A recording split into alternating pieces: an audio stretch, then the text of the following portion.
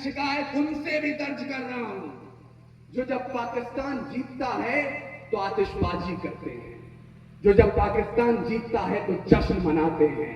उन फर्जी कौमपंथियों से बोलिए कि आपके कुरान में लिखा है अगर पानी की कमी हो आप उससे पहले अपने वतन की मिट्टी से वजू कर ले तब भी नमाज कबूल होगी। बोलिए और बंद कीजिए पाकिस्तान के मौलानाओं को सुनना, वो हमारी तासीर तय नहीं करेंगे। मैं आपके इस्लाम के बारे में बहुत नहीं जानता, लेकिन इतना जरूर जानता हूं कि सरकारें दो जहां जब इस धरती पर आए तो रहमतुल मुस्लिमीन बनकर नहीं आए, रहमतुल आलमीन बनकर आए।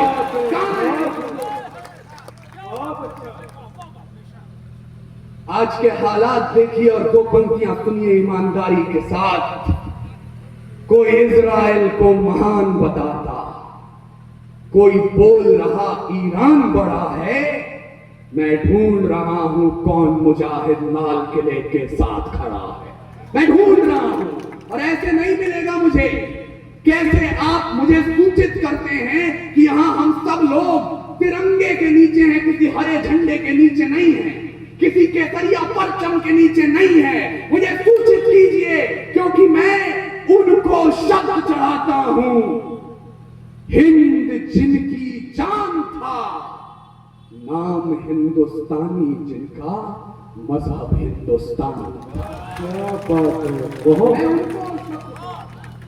हिंद जिनकी जान था, नाम हिंदुस्तानी जिनका, मजहब हिंदुस्तान था। रक्त से रंगते थे धरती को, अरियों की ललकार पर जय हिंद का नारा सदा लिखा था। जेलों की दीवार पर अरे बदन पे बंधी थी बेड़ियां, दिल मगर आजाद था। और रक्त के अंतिम कतरे में भी भारत जिंदाबाद था। मुझे अच्छा लगा रामनगर आपने बताया ये मुनिंद्र मिश्र मेघ की जमीन है, ये अरुण चंपावनी की जमीन है। और तब अगर आज लोग कहते हैं कि 1947 14 अगस्त मध्य रात्रि 2 दस्तावेजों पर दस्तखत हुए और आजादी हमारी झोली में आ गई, ऐसा नहीं हुआ था।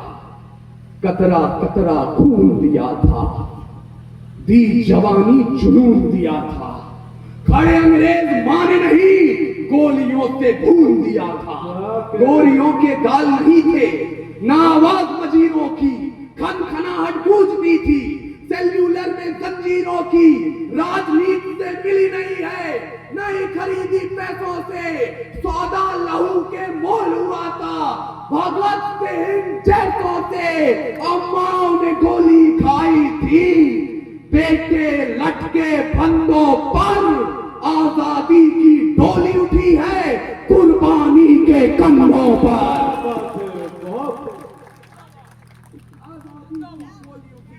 बहुत कुर्बानी के कंधों पर। हमारी बहन गुंजा गुनगुन दाद दे रही है, मुझे लगता है इन पंक्तियों में कुछ है। मैंने कहा आजादी की डोली उठी है कुर्बानी के कंधों पर। गुरुजी, जिस कुर्बानी के कंधे पर हम आजादी की डोली को उठाकर यहां तक लाए, हमने उसे मंजर क्या दिखाया। कहीं निर्भया, कहीं गुड़िया, कहीं नाबालिग बच्चियों के साथ दुष्कर्म रामनगर से लेकर पटना तक। हमने उस आजादी की दुल्हन को ये तस्वीरें दिखाई हैं। और मैं इसलिए बोल रहा हूं क्योंकि आने वाला इतिहास जब इस दौर का आकलन करेगा और कहा जाएगा कि कहां थे रामनगर के लोग जब उनकी मर्यादा, जब उनकी सम्मानता, स्वाभिमान पर उंगली उठ रही थी। कहां थे लोग जब नाबालिगों के साथ दुष्कर्म हो रहा था, जब गुंडागर्दी नंगा नृत्य कर रही थी। तो भले ही सब लोग खामोश रहे, कम से कम मेरा नाम उन लोगों में आएगा जो आवाज उठा रहे थे। डरे सहमे हुए लोग तालियां न बजाएं, जिनके अंदर साहस जिंदा है वो मेरा साथ दीजिए। बताइए मुझे।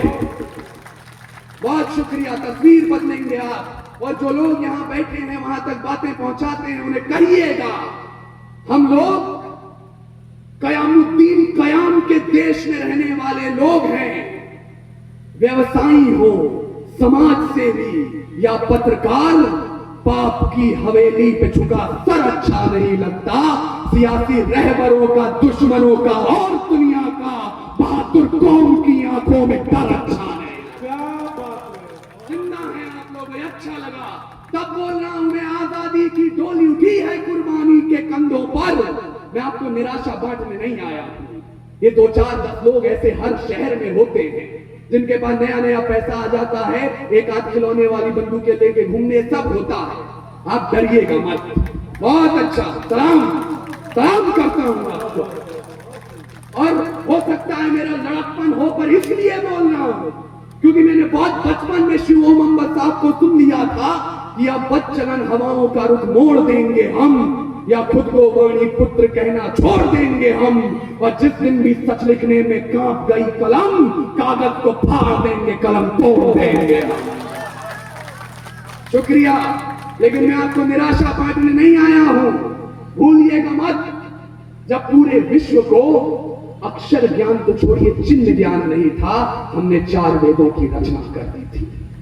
इस मिट्टी की कोख से निकला एक पत्थर जिसे कोहिनूर कहते हैं, उसे खरीद सके इतनी हैसियत पूरी दुनिया की दौलत में नहीं थी। और तो और सिकंदर की शमशीर में इतना फौलाद नहीं था, उसके किसी भी सैनिक के पांव की इतनी औकात नहीं थी कि मिट्टी के एक भी दर्रे के माथे पर विराजमान हो जाए। तब जाकर अल्लामा इकबाल ने लिखा, यूनान मिस्र रोमा सब मिट गए जहां से, कुछ बात तो है कि हस्ती मिट्टी नहीं हमारी, सदियों रहा है दुश्मन दौरे जहां हमारा, सारे जहां से अच्छा हिंदुस्तान। और अगर हमारी हस्ती अब तक नहीं मिटी है, मैं सलाम करता हूं राय साहब आपको। आपने अन्याय के खिलाफ लड़ाई में हर वक्त साथ दिया है, हर किसी का साथ दिया है। मुबारकबाद पेश करता हूं औरंगजेब साहब आपको कि तमाम मुश्किलों के बावजूद आप भगत सिंह को याद करते हैं, कम से कम मुर्दों में जान डालने का काम करते हैं। मुबारकबाद पेश करता हूं रामनगर के एक एक व्यक्ति को जो यहां आकर इस बात का सबूत दे रहा है कि हम हर दौर में इनकलाब के साथ खड़े हो जाएंगे अगर अन्याय हम पर हावी हुआ तो। इनकलाब जिंदा है तो मेरे साथ एक कसम उठाइए, भूल जाइएगा अब 5 वक्त की नमाज पढ़ते हैं या 4 धाम की यात्रा करते हैं, भूल जाइएगा आप गुरुद्वारे में जाकर मत्था टेकते हैं या गिरजाघर में मोमबत्तियां जलाते हैं। अगर इस जमीन का पानी पिया है, इस मिट्टी में खेले हैं, तो एक कसम उठाइए इस मिट्टी के नाम कि रावण नहीं हम पलने देंगे। जो पंक्तियां सदनों में कोट की गई वो मैं आपके सामने रख रहा हूं, लेकिन ये बड़ी बात नहीं है कि इसे सदन में नेता कोट करते हैं। ये बड़ी बात है कि आम जनता इसके लिए मोहर लगाती है। रावण नहीं हम पलने देंगे। साधुओं के वेश में, चाहे आसा राम हो या राम रहीम, पहली उंगली मैंने अपनी तरफ उठाई है। रावण नहीं हम पलने देंगे, साधुओं के वेश में। और अफजल नहीं पनप सकते हैं अब्दुल कलाम के वेश में। फौलादी हिंदुस्तान है ये, दुर्योधन की जंग नहीं, और भगत सिंह की मिट्टी पर खालिस्तान की मांग नहीं। इतिहास में पर लिखे गए जो फिर वो पाप नहीं होंगे। 16 बार मोहम्मद गौरी हरगिज माफ नहीं होंगे। रण विजय के बाद रण के पथ नहीं अब छोड़ेंगे। कलिंग फतेह के बाद अशोक शस्त्र नहीं अब छोड़ेंगे। 57 के जीत की डोली झांसी रोकी जाएगी। अब के बार भगत सिंह की फांसी रोकी जाएगी। और हिंदू हो या मुस्लिम उनके शीश नहीं कटने देंगे। कसम तिरंगे की हमको फिर देश नहीं बदलने देंगे। देखिए कसम बिल्कुल सिंह साहब बता रहे हैं आपको अपनी दुआएं देने के लिए।